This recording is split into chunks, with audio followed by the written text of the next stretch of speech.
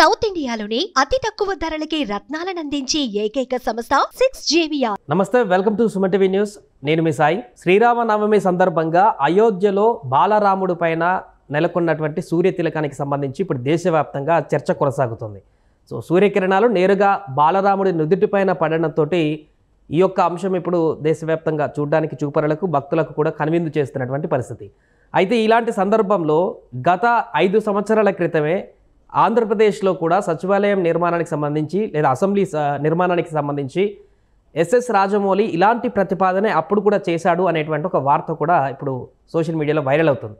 So సూర్యతిలకానికి సంబంధించి అదేవిధంగా ఏపీలో అమరావతి రాజధానిలో భాగంగా అప్పుడు తలపెట్టిన తెలుగు తల్లి విగ్రహం పైన పడేటువంటి ఈ సూర్యకిరణాలకు సంబంధించి పూర్తి వివరాలు తెలుసుకునేటువంటి ప్రయత్నం చేద్దాం. మనతో పాటు Suman TV news chief editor Keshav గారు ఉన్నారు. సార్ నమస్తే. నమస్తే. సో ఇప్పుడు రామనవమి రోజున సూర్యతిలకం గురించి చర్చ కొనసాగుతుంది దేశవ్యాప్తంగా, బాలరాముని మీద పడ్డటువంటి సూర్య తిలకం గురించి.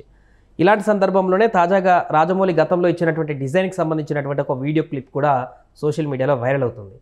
సో ఇది ముందుగానే రాజమౌళి అప్పుడు చెప్పారా? చెప్తే దాన్ని అప్పుడు ఎందుకు అంతగా నెగిటివ్ ట్రోల్స్ చేయడం జరిగింది? అంటే ఒకటి అప్పుడు నెగిటివ్ ట్రోల్స్ అని కాదు, కానీ అప్పుడు ఒక ప్రతిపాదన చేశారు. రాజమౌళి చేసింది అమరావతి రాజధాని నిర్మాణానికి సంబంధించి అప్పటి ముఖ్యమంత్రి చంద్రబాబు నాయుడు అన్ని వర్గాల నుంచి రకరకాల రూపంలో అభిప్రాయ సేకరణ చేసి చివరికి ప్రధానమంత్రిని కూడా ఆయన అడిగారు. ప్రధానమంత్రి అడిగితే ప్రధానమంత్రి ఏం చెప్పారంటే, సింగపూర్ సిటీ ఇవి కాదు చూస్తానికి, కొత్తగా మధ్య ఉజ్బెకిస్తాన్ తజికిస్తాన్ రాజధాని తజికిస్తాన్ కాదనుకుంటా, ఉజ్బెకిస్తాన్ అనుకుంటా, ఆస్థానాన్ని కొత్తగా ఒక రాజధాని నిర్మాణం జరిగింది, మీరు అది సందర్శించరండి అంటే కూడా ఆంధ్రప్రదేశ్ నుంచి అధికారుల బృందం వెళ్ళి అక్కడంతా కూడా డ్రాఫ్టింగ్ చేసుకొని వచ్చారు. సో అదే తరహాలో వివిధ వర్గాల నుంచి అభిప్రాయ సేకరణ చేస్తున్నటువంటి సందర్భంలో రాజమౌళి గారిని కూడా ఆయన ఒక డిఫరెంట్ క్రియేటర్ కాబట్టి, అంటే సినిమాలో తీసేటువంటి క్రమంలో ఆయన ఒక డిఫరెంట్ వరల్డ్ క్రియేట్ చేసేటువంటి ప్రయత్నాలు చేస్తారు కాబట్టి అమరావతి ఎలా ఉంటే బాగుంటుంది అనేది కొన్ని సలహాలు సూచనలు అడిగితే ఆయన ఒక ప్రతిపాదన చేశారు. ఏంటంటే తెలుగు రాష్ట్రాలు తెలుగు తల్లి సెంటిమెంట్ చాలా వరకు ఉంది. తెలంగాణ రాష్ట్రం విభజన జరిగిన తర్వాత తెలంగాణ తల్లి అని ఒక పోటీ తల్లిని తీసుకొచ్చి అక్కడ ఒక ఇదిలాగా జరిగినటువంటి క్రమంలో తెలుగు తల్లి ఎవరికైనా తెలుగు తల్లే కాబట్టి తెలుగు తల్లి ప్రాధాన్యాన్ని తగ్గకుండా ఆంధ్రప్రదేశ్లో కొన్ని చర్యలు తీసుకుంటే బాగుంటుంది అనేటువంటి ఒక ప్రతిపాదన చేస్తూ ఆయన ఒక వీడియో తయారు చేసి చంద్రబాబు నాయుడు గారికి ఇచ్చారు. దాని సారాంశం ఏంటంటే, ఇప్పుడు ఏదైతే అయోధ్యలో బాలరాముడి నుదుటిన ఒక సూర్య తిలకం లాగా ఆ సూర్య కిరణాలు వచ్చి వాలేయో, ప్రతి రామనవమికి ఇది ఒక అద్భుత ఘట్టంగా ఆవిష్కరించాలని అనుకున్నారో అలాంటి ప్రతిపాదన అప్పుడు దాదాపు ఒక 6-7 ఏళ్ల క్రితం, ఇంకా 7 ఏళ్ల పైనే అయి ఉండొచ్చు, ఎందుకంటే అప్పుడు ప్రపోజల్స్ వస్తున్నాయంటే 2017-18 ఆ సమయంలో ఆయన ఒక ప్రతిపాదన చేశారు.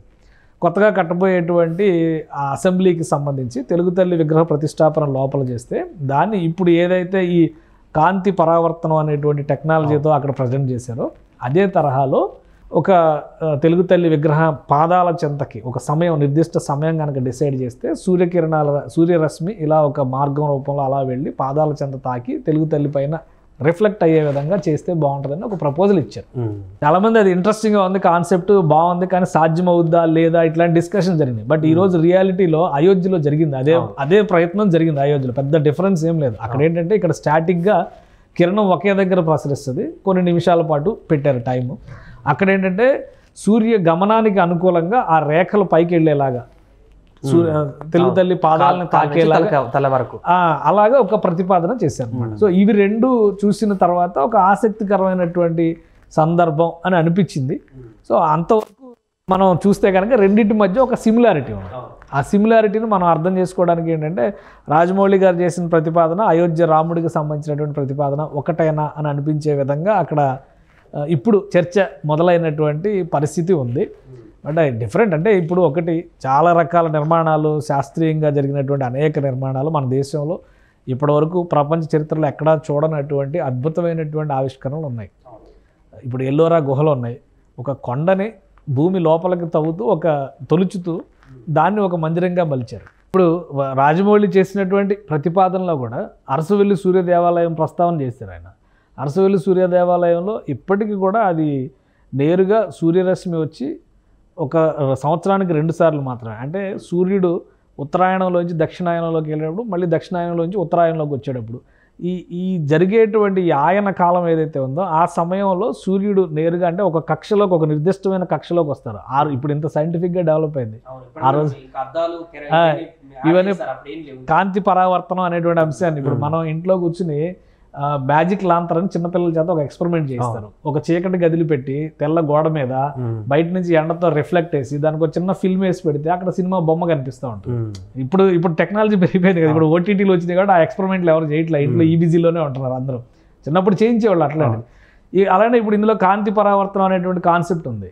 అందులో అదేం లేదు. సూర్యుడు ఉత్తరాయణంలోంచి దక్షిణాయనంలోకి వెళ్ళారు, దక్షిణాయనంలోంచి ఉత్తరాయణంలోకి వచ్చేటప్పుడు ఒక నిర్దిష్టమైనటువంటి రేఖపైకి వస్తారు. ఆ సందర్భంలో మాత్రమే ఆ గుడిలోకి వెలుగు ప్రసరించేలా అప్పుడే కన్స్ట్రక్ట్ చేశారు. అది అంటే దాదాపు ఒక 1000 ఏళ్ల క్రితం కట్టి ఉండొచ్చాము ఆ గుడి. అలానే గుడిమల్లం అనేటువంటి ప్లేస్, తిరుపతికి సమీపంలో గుడిమల్లం అనేటువంటి ప్లేస్లో కూడా అలాంటి నిర్మాణమే ఒకటి జరిగింది. ఇవన్నీ కూడా 100ల సంవత్సరాల క్రితం జరిగినటువంటి నిర్మాణాలు. పైగా సూర్యుడు, గ్రహాలు, భూమి, ఈ గ్రహణం అది ఏదైతే ఉందో, గమనం అయితే ఏదైతే ఉందో, ఈ భూ భ్రమణము గమనము వీటిని ఆధారంగా చేసుకుని ఒక నిర్దిష్ట సరళ రేఖలోకి వచ్చే సమయంలో ఆ సూర్యకిరణాలు ప్రసరించేలాగా చేశారు. అవన్నీ అద్భుతాలు.